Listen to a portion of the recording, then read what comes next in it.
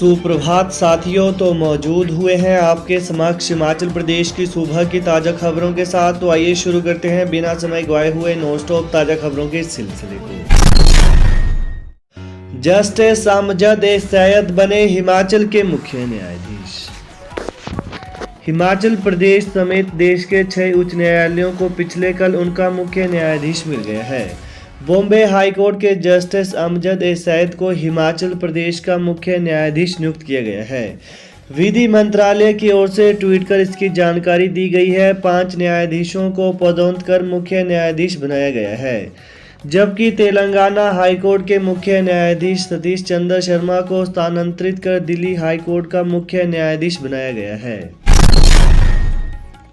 पिता से प्रेरणा लेकर लेफ्टिनेंट बने नितिन, बेटे की उपलब्धि पर परिजन खुश। बिलासपुर जिले की झेंझवी पंचायत के नितिन शर्मा लेफ्टिनेंट बन गए हैं। जिले की झेंझवी पंचायत के डोह गांव के सेना से सेवानिवृत्त कैप्टन राजकुमार शर्मा और शर्मिला शर्मा के घर जन्मे नितिन ने लेफ्टिनेंट बनकर माता पिता और प्रदेश का नाम रोशन किया है। वहीं नितिन ने बताया कि बचपन से ही सेना में जाना चाहते थे। यह प्रेरणा उन्हें पिता को सैन्य वर्दी में देखकर मिली थी। 10,000 फीट की ऊंचाई पर एक साथ योग करेंगे जवान लोग।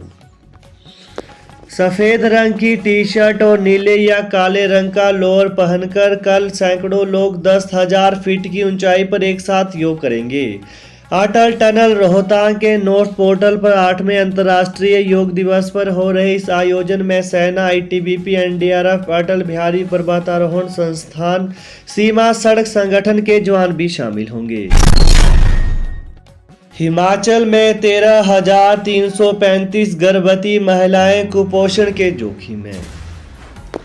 हिमाचल प्रदेश में नवजातों को जन्म देने के लिए गर्भधारण किए 13,335 महिलाएं कुपोषण के जोखिम में हैं। इसके अलावा 14,000 ऐसे बच्चे हैं जो जन्म के समय से कम वजन के हैं। 912 गंभीर रूप से कुपोषित और 5,169 मध्यम रूप से कुपोषित बच्चे हैं। यह खुलासा राष्ट्रीय स्वास्थ्य मिशन, स्वास्थ्य विभाग और महिला एवं बाल विकास विभाग की ओर से जुटाए आंकड़ों के आधार पर हुआ है। कुल्लू में पड़ी सूखे की मार, टमाटर की 35% फसल बेकार। हिमाचल प्रदेश के जिला कुल्लू में सूखे की मार पड़ने से फलों और नकदी फसलों को नुकसान होने लगा है। इससे नकदी फसल टमाटर के पौधों का विकास थम गया है। साथ ही कई बीमारियों की चपेट में टमाटर की फसल आने लगी है। ऐसे में किसानों को आर्थिक तौर पर नुकसान हो रहा है। फसल के प्रति किसानों को चिंता सताने लगी है। वहीं जिला कुल्लू में 35% फसल को सूखे के कारण नुकसान हो गया है। अब 3 साल के लिए होगा राज्य सूचना आयुक्त का कार्यकाल, आयु सीमा में भी हुआ बदलाव। हिमाचल प्रदेश में राज्य सरकार ने राज्य सूचना आयोग के कार्यकाल को 2 साल कम कर दिया है। अब राज्य सूचना आयुक्त का कार्यकाल सिर्फ 3 साल का होगा, जो कि पहले 5 साल का था। इसके साथ ही राज्य सूचना आयुक्त की रिटायरमेंट की आयु सीमा भी 65 वर्ष से 63 वर्ष कर दी गई है। 3 पुरानी छात्रवृत्ति योजनाएं बंद, शिक्षा विभाग ने नई स्कीमें मर्ज करने का लिया फैसला। हिमाचल प्रदेश के स्कूलों में विभिन्न योजनाओं के तहत चल रही स्कॉलरशिप स्कीम को बंद कर नई योजनाओं में मर्ज करने का फैसला लिया है। यानी प्रदेश में चल रही 3 पुरानी स्कॉलरशिप स्कीम बंद होंगी। इसमें कन्या उपस्थिति छात्रवृत्ति योजना, निर्धनता छात्रवृत्ति योजना व प्री मैट्रिक अनुसूचित जाति योजना बंद की जाएंगी। इन्हें अब नई योजना IRDP छात्रवृत्ति और सशस्त्र सैनिकों के आश्रितों को दी जाने वाली स्कॉलरशिप स्कीम में मर्ज किया जाएगा। इस सत्र में छात्रों को ये स्कॉलरशिप मिलेगी। इस बारे में शिक्षा विभाग की ओर से सभी स्कूलों को निर्देश जारी किए गए हैं कि जिन स्कूलों में भी योजनाएं चल रही हैं उन्हें बंद किया जाए। इसके साथ छात्रों का भी डाटा मांगा गया है कि कितने छात्र इस योजना के अंतर्गत आते हैं। 20 कंपनियां 1,500 से अधिक युवाओं को देंगी नौकरी। राजकीय औद्योगिक प्रशिक्षण संस्थान नूरपुर में 22 जून को हिमाचल प्रदेश कौशल विकास निगम रोजगार मेला लगाएगा। ITI नूरपुर के प्रधानाचार्य संजीव सोहोत्रा ने बताया कि कैंपस साक्षात्कार के माध्यम से 20 से अधिक कंपनियां 1500 से ज़्यादा युवक युवतियों का चयन करेंगी। यह 20 कंपनियां 8वीं, 10वीं, 12वीं और ITI डिप्लोमा और स्नातक पास युवक युवतियों का चयन करेंगी। वहीं 18 साल से अधिक युवक युवतियां इसमें भाग ले सकते हैं। उन्होंने बताया कि रोजगार मेले वाले दिन 20 से अधिक कंपनियां साक्षात्कार के माध्यम से चयनित युवक युवतियों को 9,000 से 18,000 रुपये तक मासिक वेतन देंगी। HRTC को मिले 8 इंस्पेक्टर, ज्यादातर कर्मियों को वर्तमान डिपुओं में ही मिली प्रमोशन। हिमाचल प्रदेश सरकार ने हिमाचल पथ परिवहन निगम के मुलाजिमों को एक बार फिर बड़ा तोहफा दिया है। सरकार की ओर से जारी अधिसूचना के अनुसार निगम के 8 कर्मचारियों को इंस्पेक्टर पद पर प्रमोशन मिली है। इनमें से अधिकतर कर्मचारियों को वर्तमान डिपो में ही प्रमोशन दी गई है। पदोन्नत कर्मचारियों को 10 दिनों के भीतर निर्धारित डिपोओं में ज्वाइनिंग देनी होगी। 1 महीने में शुरू होगी प्री प्राइमरी टीचर भर्ती, NTT टीचर्स को सीएम का आश्वासन।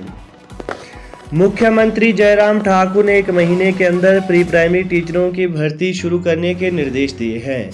पिछले कल NTT यानी नर्सरी टीचर ट्रेनिंग का डिप्लोमा कर चुकी सैकड़ों महिलाएं सीएम से मिली और उनकी मांगों को सुनने के बाद मुख्यमंत्री ने उसी समय शिक्षा सचिव डॉक्टर रजनीश को फोन कर इस मामले को जल्द कैबिनेट में लाने को कहा, ताकि जुलाई महीने में भर्तियों की प्रक्रिया शुरू की जा सके।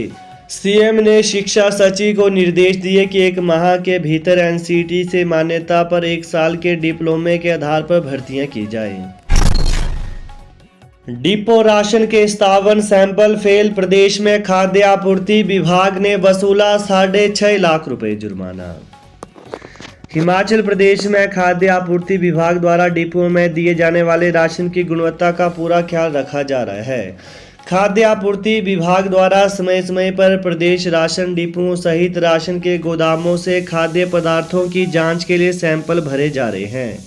खाद्य वस्तुओं की गुणवत्ता को लेकर खाद्य आपूर्ति विभाग सख्त रुख अपना रहा है। वहीं खाद्य आपूर्ति विभाग ने अप्रैल 2021 से लेकर मार्च 2022 तक 1 वर्ष में प्रदेश के राशन डिपों और गोदामों से करीब 1824 खाद्य पदार्थों के सैंपल जांचे हैं।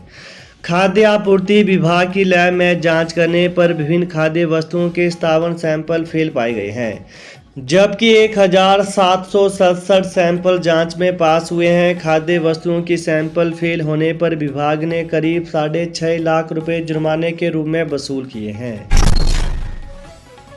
HRTC कर्मचारी नाखुश, परिवहन मंत्री ने कही रटी रटाई बातें, मांगों पर नहीं लिया गया फैसला। धर्मशाला में शनिवार को हुई HRTC BOD की बैठक से HRTC संयुक्त समन्वय समिति खुश नहीं है। संयुक्त समन्वय समिति के महासचिव खेमेंद्र गुप्ता ने आरोप लगाया है कि परिवहन मंत्री ने पहले की तरह इस बार भी BOD की बैठक के बाद रटा रटाया बयान दिया, जबकि कर्मचारियों की मांगों पर BOD की बैठक में कोई भी फैसला नहीं लिया गया है। उन्होंने चेताया है कि अगर HRTC कर्मचारियों को जल्द 6ठे वेतन आयोग की सिफारिशों के साथ अन्य वित्तीय लाभ प्रदान नहीं किए जाते हैं तो फिर HRTC फिर से आंदोलन का रास्ता अपनाएगी। तो ये थे आज सुबह के मुख्य समाचार। तो ताज़ा खबरों को पाने के लिए चैनल को जरूर सब्सक्राइब करें। Thanks for watching. जय हिंद, जय हिमाचल।